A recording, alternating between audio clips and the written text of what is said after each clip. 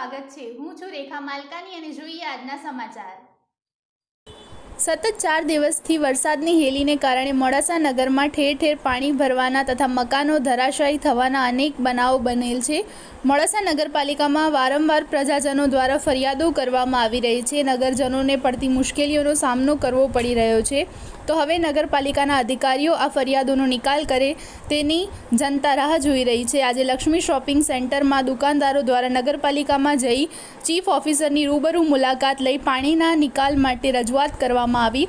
Modasa Lakshmi shopping સેન્ટરમાં mobile માર્કેટમાં પાણી ભરાતા વેપારીઓ માલ સામાનનું ભારે નુકસાન થયું હતું, જેમાં સતત 5 દિવસથી ધંધા રોજગાર બંધ રહેતા મોડાસા લક્ષ્મી શોપિંગ સેન્ટરમાં મોબાઈલ માર્કેટના વેપારીઓ નગરપાલિકા ચીફ ઓફિસર પાણીના નિકાલ માટે રજૂઆત કરવા પહોંચ્યા હતા।